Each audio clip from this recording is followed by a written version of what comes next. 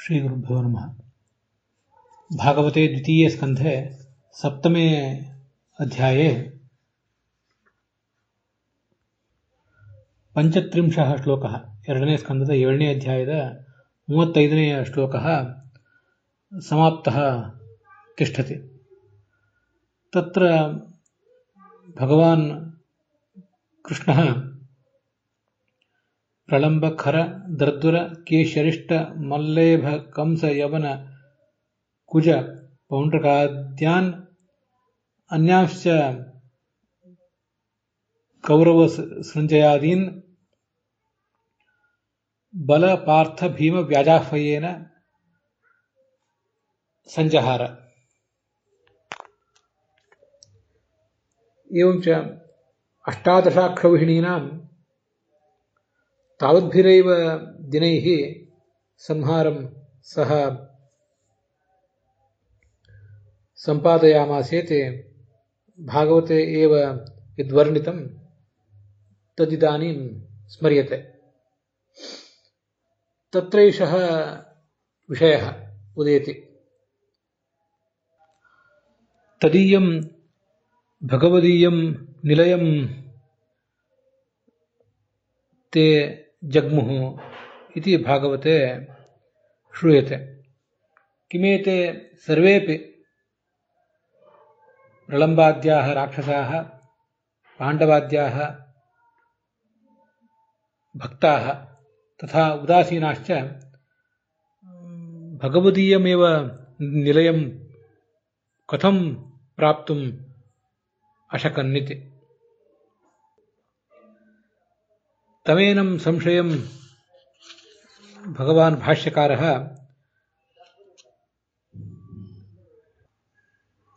बृहत्संहितायाः श्लोकान् उद्धृत्य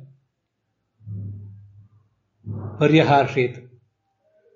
ये भगवन्तं द्विषन्ति, ये वा तस्मिन् उदासीनाः, ये वा तस्य भक्ताः, ते सर्वेपि भगवतेव सदनं यान्ति।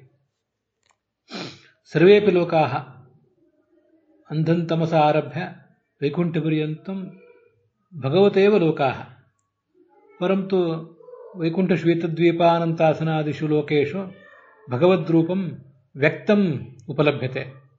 तदेतद् भक्ताः लभन्ते। तमसि अपि भगवद्रूपं वर्तते एव भगवतः सर्वव्याप्तत्वात्। परन्तु तदव्यक्तं भगवद्रूपं द्वेषिणः प्राप्नुवन्ति। रूपमपि तत्र अन्धन्तमो लोके अव्यक्तम्। एतेपि तमो योग्याः तस्य आराधनपराः न भवन्ति। एवञ्च ये अव्यक्तं भगवद्रूपं प्राप्नुवन्ति ते अन्यलोकं प्राप्नुवन्ति इति पुराणान्तरेषु कथ्यते। ये तु व्यक्तं भगवद्रूपमेव प्राप्नुवन्ति ते सद्गतिं प्रापुः इति परिगण्यन्ते। ಈ ಶ್ಲೋಕದಲ್ಲಿ 35ನೇ ಶ್ಲೋಕದಲ್ಲಿ ಎಲ್ಲರೂ ಕೂಡ ಅವನ ನಿಲಯಕ್ಕೆ ಹೋದರು, ತದೀಯಂ ನಿಲಯಂ ಅಂತ ಹೀಗೆ ಬಂದಿದೆ. ಎಲ್ಲರೂ ಕೂಡ ಅವನ ನಿಲಯಕ್ಕೆ ಹೋಗುದ್ರು ಅಂದ್ರೆ ಹೇಗೆ? ದುಷ್ಟರು ರಾಕ್ಷಸರು ಎಲ್ಲರೂ ಕೂಡ ಅವನ ನಿಲಯಕ್ಕೆ ಹೋದ್ರ ಅಂತ ಒಂದು ಜಿಜ್ಞಾಸೆ ನಮಗೆ ಬರ್ತದೆ. ಅದಕ್ಕೆ ಒಬ್ಬೊಬ್ರು ಒಂದೊಂದು ರೀತಿ ವ್ಯಾಖ್ಯಾನ ಮಾಡ್ತಾರೆ. ಬಾಗಿಲು ಹಾಕೊಂಡು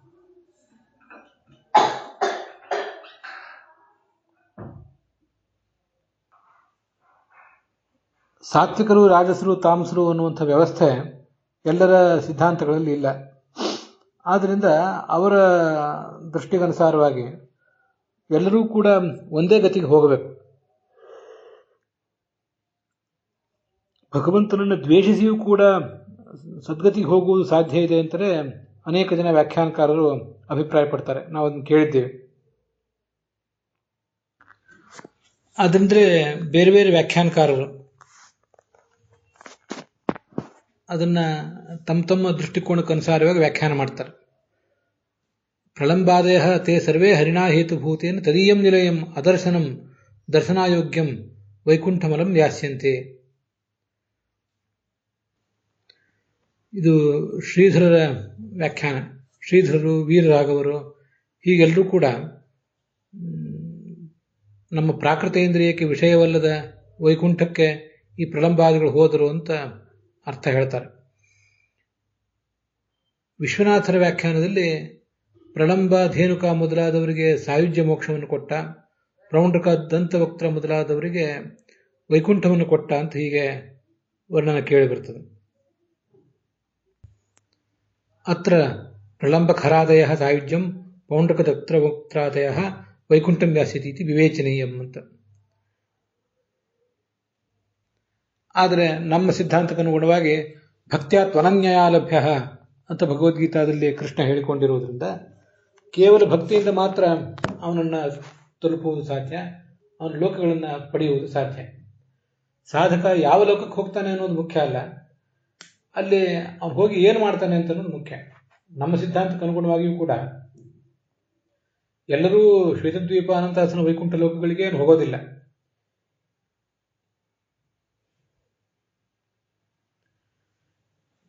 ಯಾವತ್ ಶ್ವೇತದ್ವೀಪ ನಗಚ್ಚತಿ, ಒಂದು ಬಾರಿ ಮುಕ್ತರಾದವರೆಲ್ಲರೂ ಕೂಡ ಶ್ವೇತದ್ವೀಪಕ್ಕೆ ಹೋಗಿ ಅಲ್ಲಿರುವ ಭಗವಂತನ ರೂಪವನ್ನು ಕಂಡು ಮುಂದೆ ಕೇಚಿತ್ ಅತ್ರೈವ ರಮಂತೆ ರಮಂತೆ ಕೇಚಿತ್ ಅತ್ರೈವ ಭೂಹ ಅಂತ ಕೆಲವು ಬೇರೆ ಲೋಕಗಳಿವೆ.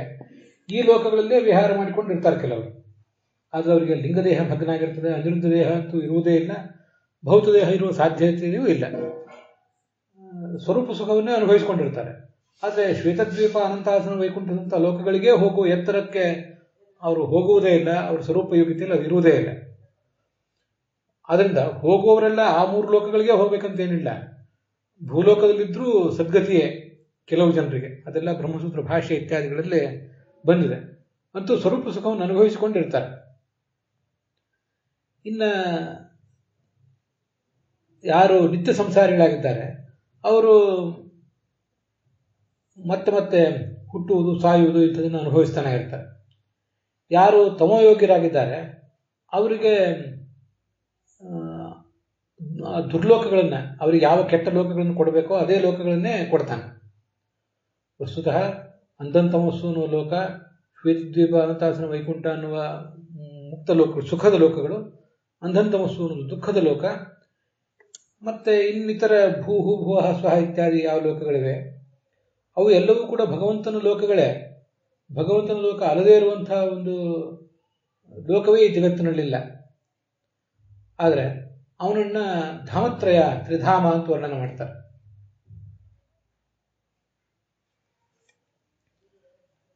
ಅದು ಆ 3 ಲೋಕಗಳಲ್ಲಿ ಆತ ವ್ಯಕ್ತನಾಗಿದ್ದು ತನ್ನ ಭಕ್ತರಿಗೆ ಅನುಗ್ರಹ ಮಾಡ್ತಾನೆ ಅಂತ ದೃಷ್ಟಿಯಿಂದ ಬೃಹತ್ ಸಂಹಿತಾದ ಶ್ಲೋಕದಲ್ಲಿ ಆಚಾರ್ಯರನ್ನು ಸ್ಪಷ್ಟಪಡಿಸಿದ್ದಾರೆ. ಹರಿಯ ದ್ವೇಷಿಗಳು, ಉದಾಸೀನರು, ಭಕ್ತರು ಎಲ್ಲರೂ ಕೂಡ ಹರೇರ್ಹಿ ಸದನಂ ಯಾಂತಿ, ಹೋಗುವುದೆಲ್ಲರೂ ಭಗವಂತನ ಲೋಕಕ್ಕೆ. ಅವನ ಲೋಕ ಅಲ್ಲದೇ ಇರುವಂತಹ ಲೋಕವೇ ಇಲ್ಲ. ಆದ್ದರಿಂದ ವ್ಯಕ್ತಂ ಭಕ್ತೈಸ್ತು ಗಮ್ಯತೆ. ಆದರೆ ಶ್ವೇತದ್ವೀಪ, ಅನಂತಾಸನ, ವೈಕುಂಠ ಅನ್ನುವ ಈ 3 ಲೋಕಗಳಲ್ಲಿ ಮತ್ತು ಅಂಥೇನು ಕೆಲವು ಲೋಕಗಳಲ್ಲಿ ಪ್ರಾಯ ಆ ಭಗವಂತನ ರೂಪ ವ್ಯಕ್ತ ಆಗಿರ್ತದೆ.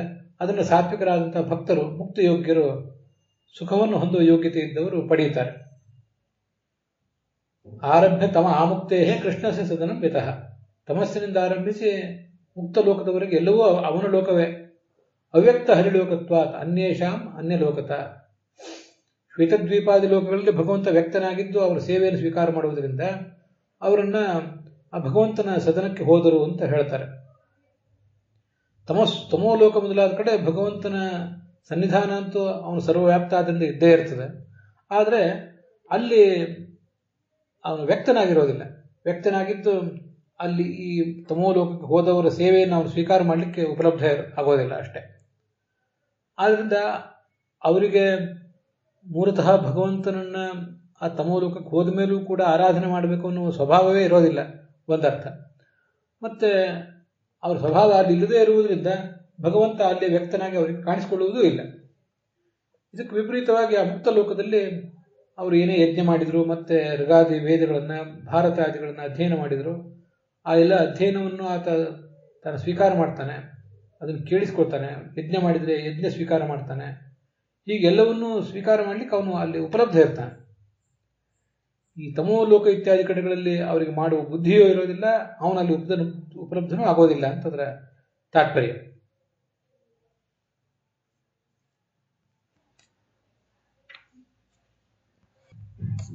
ಈ 35ನೇ ಶ್ಲೋಕದಲ್ಲಿ ಬಲ ಪಾರ್ಥ ಭೀಮ ವ್ಯಾಜಾಹ್ವಯೇನ ಅಂತಿದೆಯಲ್ಲ, ಅದಕ್ಕೆ ಹೆಚ್ಚಿನ ವ್ಯಾಖ್ಯಾನಕಾರರೆಲ್ಲ ಅವೆಲ್ಲ ಭಗವಂತನ ನಾಮಗಳು, ಆದರೆ ಕಪಟ ನಾಮಗಳು ಅಂತ ಅರ್ಥ ಮಾಡ್ತಾರೆ.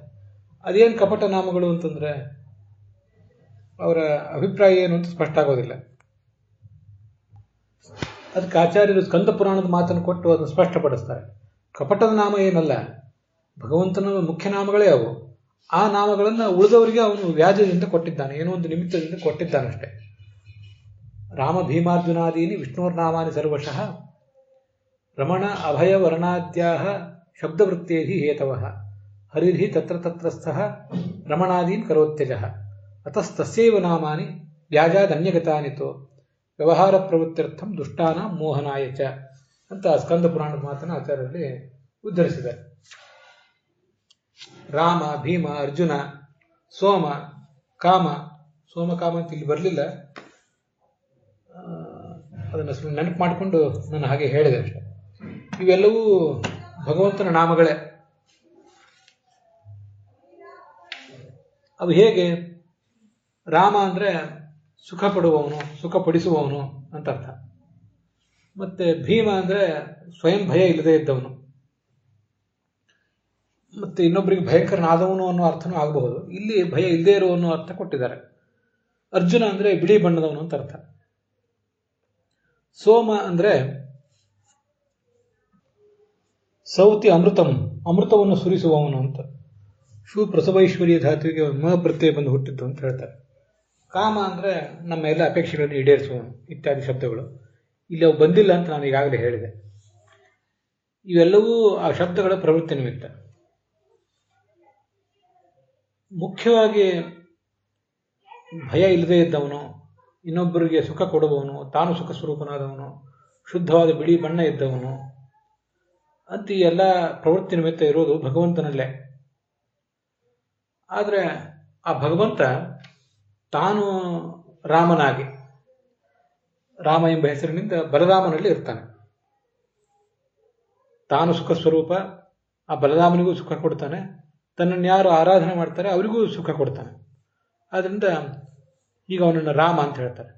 ಬಲ ಅಂದ್ರೂ ಹಾಗೆ ಹೇಳ್ಬೋದು. ಯಥೇ ಸ್ವೇಚ್ಛೆಯ ಕೃತೆ ಬಲಂ ಅಂತ, ತನ್ನ ಇಚ್ಛೆಗೆ ತಕ್ಕಂತೆ ತಾನು ಕೆಲಸ ಮಾಡುವವನು ಬಲ, ಅದನ್ನು ಬಲರಾಮ ಅಂತ ಹೇಳ್ಬೋದು. ಭೀಮ ಅಂತಿದೆ, ಭೀಮ ಅಂದ್ರೆ ಇನ್ನೊಬ್ಬರಿಗೆ ಭಯಂಕರ ಅಂತ ಅರ್ಥ. ಹಾಗೇನೆ ಭೀಹಿ ಮಾ ಏನ ಸಹ, ಯಾರಿಗೆ ಭಯ ಇಲ್ಲವೋ ಅವನು ಭೀಮ. ಭೀಮ ಶಬ್ದದಿಂದ ಭಗವಂತನನ್ನು ಆರಾಧನೆ ಮಾಡುವವರಿಗೆ, ಭೀಮಾಂತರ್ಗತ ಭಗವಂತನನ್ನು ಆರಾಧನೆ ಮಾಡುವವರಿಗೆ ಭಯ ಆಗೋದಿಲ್ಲ. ಅರ್ಜುನ ಅಂದರೆ ಶುದ್ಧವರ್ಣ, ಶುಕ್ಲವರ್ಣ ಅಂತ ಅರ್ಥ. ಈ ಅರ್ಜುನ ಎಂಬ ಹೆಸರಿನಿಂದ ಅರ್ಜುನನಲ್ಲೇ ಇದ್ದಾನೆ ಭಗವಂತ. ಸೋಮ ಎಂಬ ಹೆಸರಿನಿಂದ ಚಂದ್ರನಲ್ಲಿದ್ದಾನೆ. ಇವನ ಜ್ಞಾನದಿಂದಲೇ ಮುಖ್ಯವಾಗಿ ಮುಕ್ತಿ ಆಗೋದು, ಭಗವಂತನ ಜ್ಞಾನದಿಂದಲೇ. ಅಮೃತ ಅಂದರೆ ಮುಕ್ತಿ, ಅದು ಸಿಗುವುದು ಭಗವಂತನ ಜ್ಞಾನದಿಂದಲೇ, ಅವನ ಅನುಗ್ರಹದಿಂದಲೇ. ಚಂದ್ರನಿಂದ ಸಿಗುವುದೇನು? ಒಂದಿಷ್ಟು ತಾತ್ಕಾಲಿಕವಾದ ಸಂತೋಷ ಮಾತ್ರ.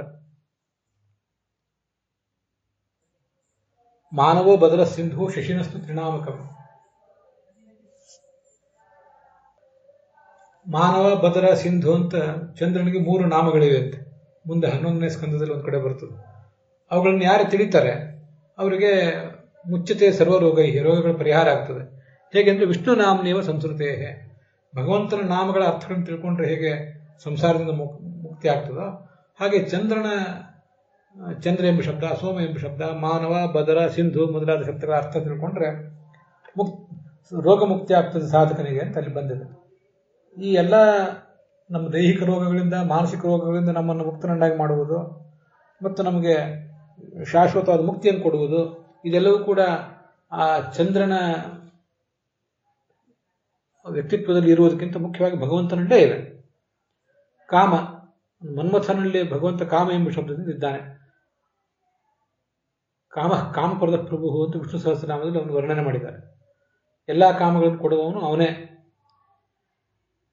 ಹೀಗೆ ಬಲರಾಮಾದಿಗಳಲ್ಲಿದ್ದು ಈ ಎಲ್ಲ ಕಾರ್ಯಗಳನ್ನು ಮಾಡ್ತಾನಷ್ಟೆ, ಅವರಿಂದ ಮಾಡಿಸ್ತಾನೆ. ಮೂಲತಃ ಅವನದೇ ಹೆಸರುಗಳು. ಅತಸ್ತಸ್ಯೈವ ನಾಮಾನಿ, ಆದರೆ ವ್ಯಾಜಾದನ್ಯಗತಾನೆ, ಆದರೆ ಅವನು ಅಲ್ಲಿರುವ ನಿಮಿತ್ತದಿಂದ ಅವರಿಗೆ ಆ ಹೆಸರುಗಳು ಬಂದಿವೆ. ಮತ್ತದು ಯಾಕೆ ಬೇಕು ಅಂದರೆ ವ್ಯವಹಾರ ಪ್ರವೃತ್ತಿರ್ಥಂ. ಎಲ್ಲವೂ ಕೇವಲ ಭಗವಂತನ ನಾಮಗಳು ಅಂತಾಗ್ಬಿಟ್ರೆ ಜಗತ್ತಿನಲ್ಲಿ ವ್ಯವಹಾರ ನಡೆಯುವುದು ಹೇಗೆ? ಕೃಷ್ಣ ಅರ್ಜುನನ ಜೊತೆಗೆ ವಿಹಾರ ಮಾಡಿದ, ಕೃಷ್ಣ ಅರ್ಜುನನ ಮಿತ್ರ ಅಂತ ಹೀಗೆಲ್ಲ ಹೇಳಿದಾಗ ಕೃಷ್ಣ ಎಂಬ ಶಬ್ದಕ್ಕೂ ಕೃಷ್ಣ ಅಂತಲೇ ಅರ್ಥ, ಅರ್ಜುನ ಎಂಬ ಶಬ್ದಕ್ಕೂ ಕೃಷ್ಣ ಅಂತಲೇ ಅರ್ಥ, ಮಿತ್ರ ಎಂಬ ಶಬ್ದಕ್ಕೂ ಕೃಷ್ಣ ಅಂತಲೇ ಅರ್ಥ. ಆದರೆ ಕೃಷ್ಣ ಅರ್ಜುನನ ಮಿತ್ರ ಅಂತ ಹೇಳಿದಾಗ ಕೃಷ್ಣ ಕೃಷ್ಣ ಕೃಷ್ಣ ಅಂತ ಹೇಳಿದಂಗೆ ಆಯ್ತು. ಅದರಿಂದ ತಿಳಿತೇನು ನಮಗೆ? ಇಷ್ಟು ಪುಣ್ಯ ಬರ್ಬೋದು.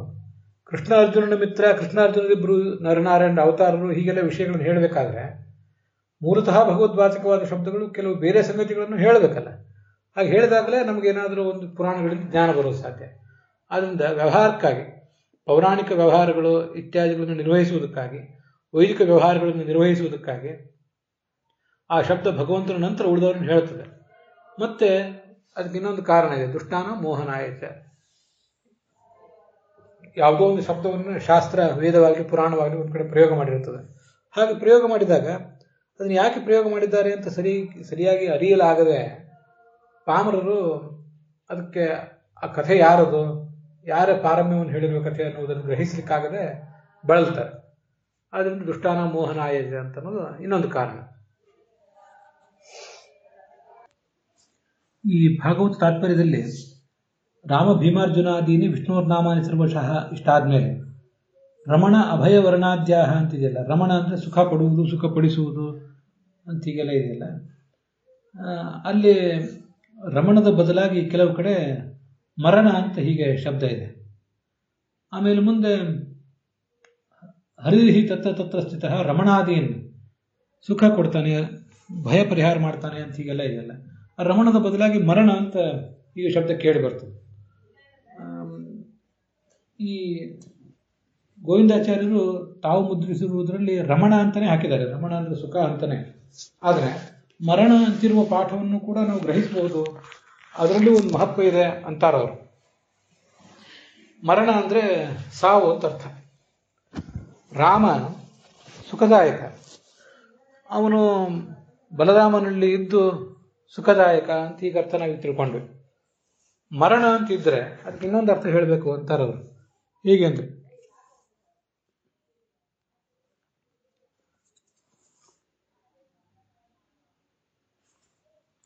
ಈ ಭೀಮ ಅಂತಿದೆಯಲ್ಲ, ಭೀಮ ಎಂಬಲ್ಲಿ ಭೀ ಅಂದ್ರೆ ಭಯ, ಮಾ ಅಂದ್ರೆ ಬೇಡ ಅಂತ ಅರ್ಥ.